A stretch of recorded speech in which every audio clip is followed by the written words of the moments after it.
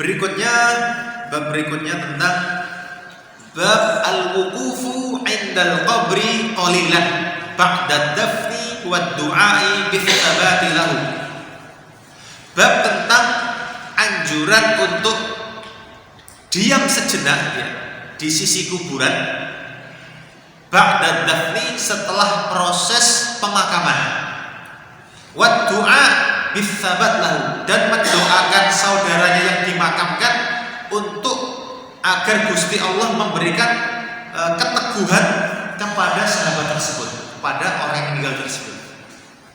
Jadi bab ini menceritakan tentang keutamaan agar seorang, atau khususnya kepada keluarga yang ditinggalkan, ketika sudah proses pemakaman, sudah dikuburkan mayitnya tadi, tidak langsung pergi, tapi dia berusaha duduk sebentar di sisi kuburan tersebut, kalau bisa menghadap wajahnya. Artinya kalau orang Indonesia kan kiblatnya di arah barat ya, maka dia duduk di baratnya kuburan,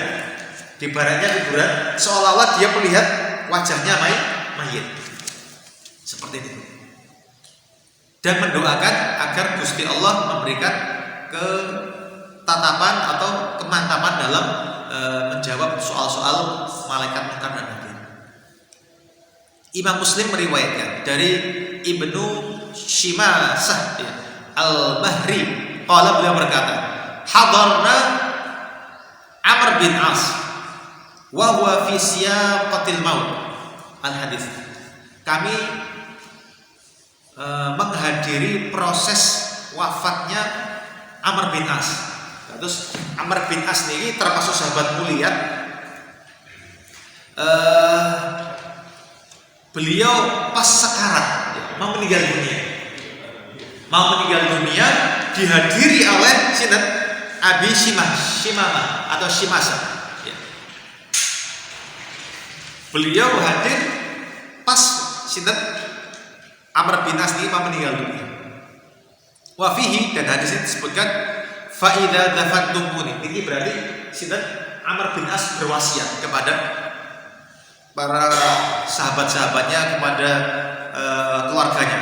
Fa idza dafantumuni, jika kalian telah memakamkan saya, fashunnu alayya turaba shannan, dan kalian telah menutupi tanah di atas kuburan. Summa aqimu haula qabri, maka berdirilah di sekitar kuburanku, qadrama tunharu jazurun wa yuqsamu lahmaha, sekadar atau seperti orang yang menyembelih unta dan membagikan dagingnya. Hatta astanisu bikum, sehingga aku terhibur oleh kalian. Wa anzura madza uraji'u bihi rusula rabbi azza wa jalla, dan saya menunggu apa yang saya bisa jawab dari utusan Allah, yaitu para malaikat yang bertanya nanti kepadaku, kata Sinten Amr bin As. Artinya dari Amr bin As ini menunjukkan bahwasanya beliau melakukan tersebut tidak sekedar dari inisiatif beliau sendiri. Berarti karena beliau seorang sahabat, namanya sahabat, melihat langsung bagaimana proses sahabat-sahabat sebelumnya ketika meninggal dunia, sehingga beliau mencontoh, sehingga beliau berwasiat, kalau nanti saya meninggal dunia, ketika saya meninggal dunia, kata beliau, dan kalian sudah menutup kuburan saya dengan tanah, kata beliau, maka jangan langsung pergi. Berdirilah, kalau di sini teksnya, berdirilah di sekitar kuburan saya,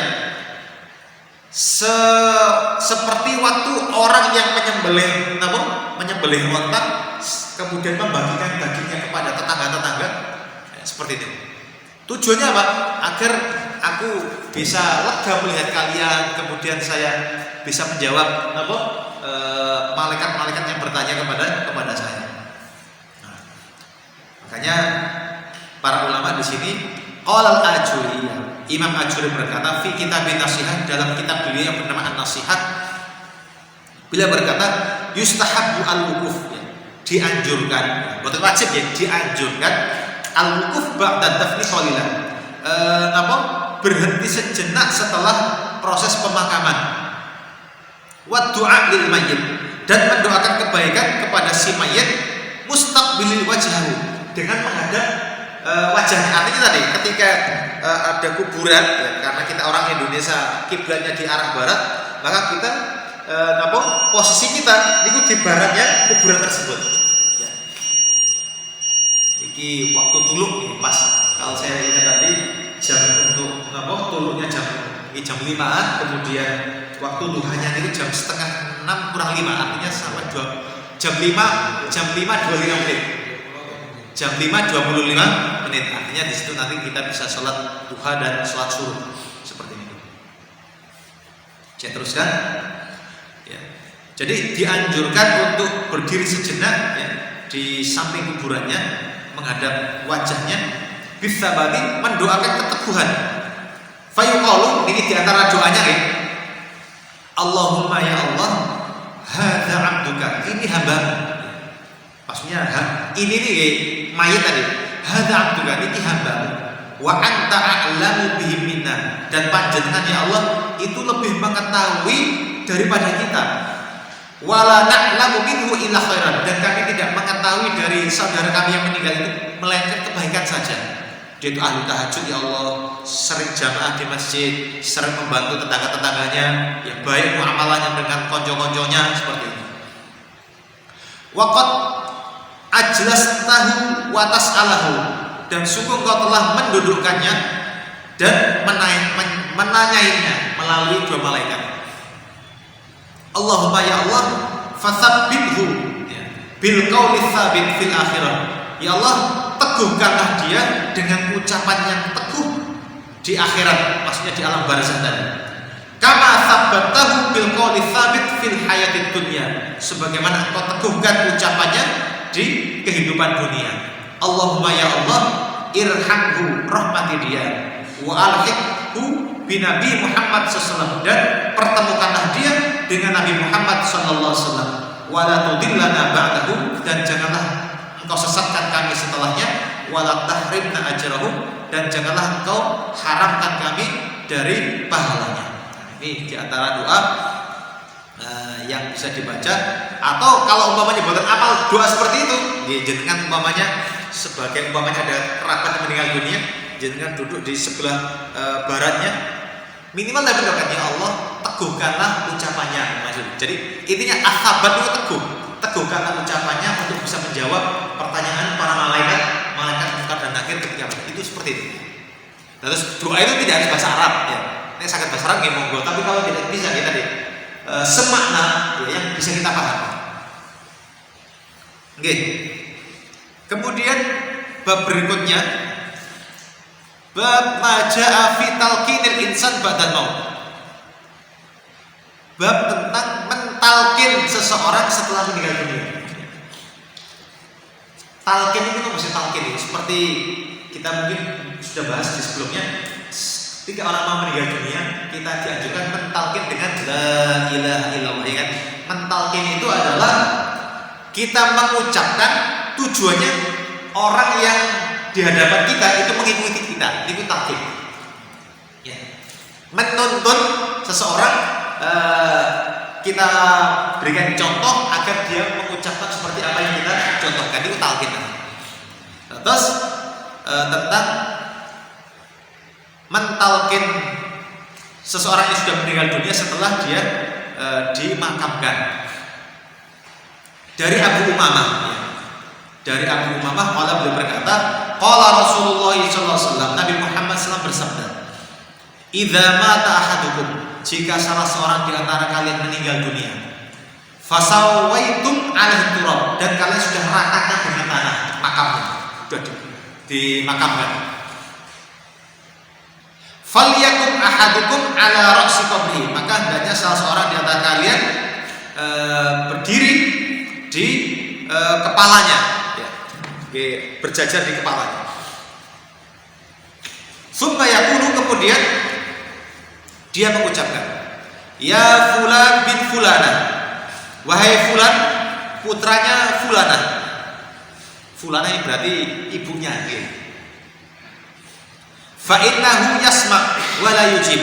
Sesungguhnya mayat yang meninggal dunia yang barusan dikubur itu yasma', dia mendengar, wa la yujib, tapi dia tidak bisa menjawab.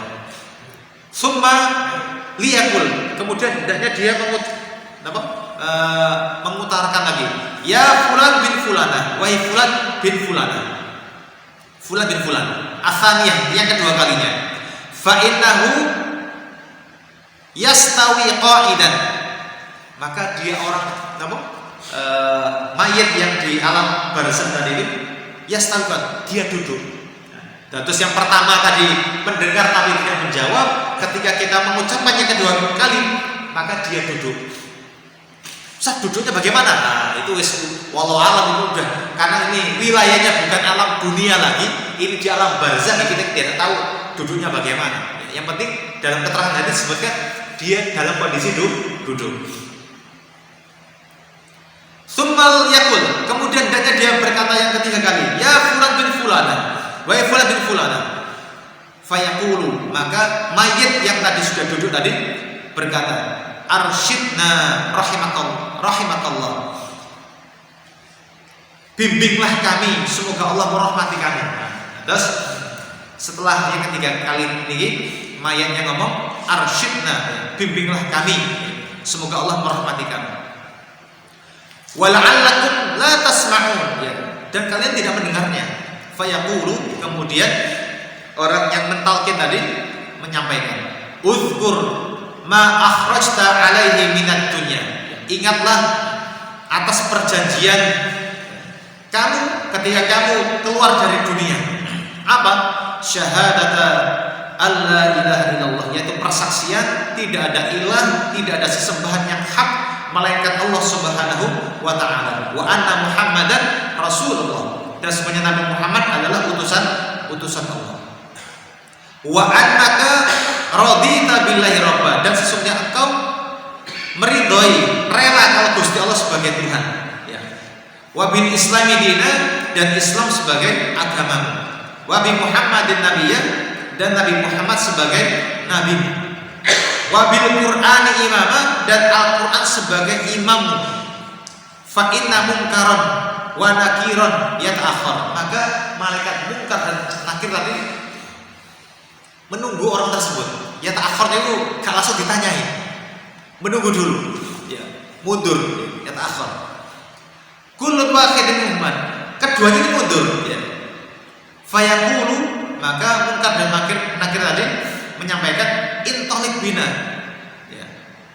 Intalik bina ma yuqiduna indaha waqad waqafa luqina hujjatahu wa yakunu hajijah Allah dunahuma. Dua malaikat ini menyampaikan, ya kan? Wes, ayo kita kita mirih, kita bergeser, ya. Ayo kita pergi. Dia sudah dibantu untuk menjawab pertanyaan-pertanyaan yang akan kita ajukan kepada dia. Kurang lebih maknanya seperti itu.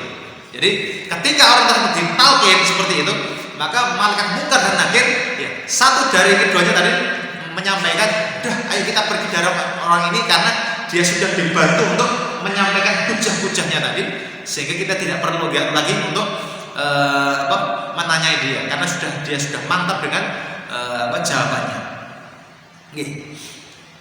Kemudian para sahabat bertanya, qala rajul, ya Rasulullah, fa illam ya'rif ummah, ya Rasul, jika ibunya tidak diketahui, qala falyansib ila ummi Hawa, jika dia tidak tahu ibunya siapa, ya mungkin anak temuan dan yang lainnya, maka ketika mengucapkan fulan bin fulanah, fulanahnya ini diganti ibu Hawa, ya kan, seperti itu. Hadis riwayat Imam Tabrani dengan sanad dhaif. Hadis ini Pak secara umum dhaif ini lemah. Dan ini biasanya disebutkan oleh para ulama di kitab-kitab yang membahas tentang urusan akhirat seperti ini. Termasuk tadi malam juga saya cek di kitabnya Ibnu Qayyim Al-Jauzi. Ibnu Qayyim Al-Jauzi. Ibnu Qayyim Al-Jauziyah. Niku beliau juga punya kitab namanya Ar-Ruh, kitab Ar-Ruh tentang urusan roh, ya. Jadi kitabnya udah serem, ya kan, Ar-Ruh, ya kan? Roh. Nah, itu beliau punya hadis ini dan beliau berkomentar, ya, berkomentar tentang hadis ini. Fahadal hadis, dan hadis ini wa illam yathbut, meskipun tidak sabit, artinya meskipun tidak sahih, ya, fattisalul amal bihi fi sa'iril amsar wal aqsar min ghairi inkarin kana fil amal bihi. Terus menurut Ibnu Qayyim al-Jauziyah bahwasanya meskipun hadis ini dhaif, akan tetapi para manusia, orang-orang muslimin niku mengamalkan dengan berkesinambungan, ya kan? Setiap zaman, setiap masa, dan di setiap asor, setiap kota. Artinya kebiasaan orang meninggal dunia kemudian ditalkinkan ini, itu sudah menjadi kebiasaan di seluruh negeri kaum muslimin. Dan ini diturunkan turun temurun, dilakukan secara turun temurun. Dan ini tidak mungkin, mereka sepakat kalau dalam kemungkaran. Gak mungkin kaum muslimin ini sepakat dalam kemungkaran. Lalu di mana saja ketika kaum muslim meninggal pasti ada talqin kubur. Makanya di antara kaum muslimin ketika ada proses penguburan biasanya ada proses seperti itu. Nah, kalau ada kaum muslimin yang tidak mau, ya, karena memandang hadisnya dhaif. Jadi tidak masalah. Setiap orang punya argumentasinya masing-masing. Ada yang tidak mau karena hadis dhaif, memang, tapi Ibnu Qayyim mengomentari meskipun hadisnya dhaif, tapi ini dilakukan oleh seluruh kaum muslimin di Amsor. Amsor jamak Misr itu kota. Di setiap kota kaum muslimin itu ada. Dan Ansor itu jamak dari Asr. Al-Asr itu kan masa. Setiap masa itu dilakukan. Ibnu Qayyim ini muridnya Ibnu Taimiyah, ya kan? Kurang lebih tahun berapa ya? 600-an Hijriah. Itu sudah ada. Dan kalau Imam Qurtubi ini juga sama, beliau juga 600-an Hijriah. Nah, ini juga menceritakan, mesti disampaikan di kitab-kitab yang membahas tentang akhirat, hadis tentang talqin mayat ini pasti ada. Meskipun tadi secara sanad, secara hadis itu tapi secara pelaksanaan kaum muslimin sepakat melaksanakannya. Oke. Kemudian saya juga lihat di beberapa keterangan di kitabnya Imam Jalaluddin Sinten yang punya kitab tafsir Jalalain itu, Jalaluddin As-Suyuti. Beliau punya kitab yang bernama Al-Hawi Fatawa. Al-Hawi bil Fatawa. Terus pertanyaan malaikat mungkar dan nakir, ya. Niki ada orang-orang khusus yang tidak ditanya. Terus memang ada orang-orang khusus yang tidak ditanya oleh malaikat mungkar dan nakir. Bukan seluruh orang ditanya, tapi secara umum memang seluruh orang akan ditanya. Tapi ada orang-orang pilihan itu tidak ditanya oleh malaikat mungkar dan nakir. Sinten mereka? Ya, kata beliau, ya, qad urifa, ya, sungguh telah diketahui, annahum yustafna jama'atun la yas'aluna aslan, ya. Dikecualikan, ya, beberapa golongan yang mereka tidak akan ditanya dalam kuburannya aslan sama sekali. Seperti siapa? Kas-Siddiq, seperti orang Siddiq. Siddiq itu derajatnya di bawah Nabi. Makanya di surat An-Nisa itu ketika para ulama menafsirkan ihdinas siratal mustaqim, ya Allah tunjukkanlah kami jalan yang lurus. Siratal ladzina an'amta 'alaihim, itu jalannya orang-orang yang Kau berikan anugerah nikmat kepada mereka. Siapa lagi? Nanti ini ditafsirkan Allah di surat An-Nisa, ya. Ma'al ladzina an'amta 'alaihim, yaitu bersama orang-orang yang Kau beri nikmat kepada mereka. Sinten? Minan nabiyyina was-siddiqina wasyuhada'i was-sholihin. Para nabi, para siddiqin, para orang-orang yang jujur, orang yang benar, ya. Wasyuhada, dan para orang-orang yang mati syahid, wassolihin, dan orang-orang soleh. Kata Imam Sinten, ini sebagai pengingat kita semuanya agar senantiasa ingat kepada Allah, mengumpulkan amal soleh yang banyak sebagai bentuk sanggup kita masing-masing untuk menghadap Allah Subhanahu wa taala. Kurang lebihnya maaf. Ihdinas shiratal mustaqim. Subhanallah bihamdika asyhadu an la ilaha illa anta astaghfiruka wa atubu ilaika. Assalamualaikum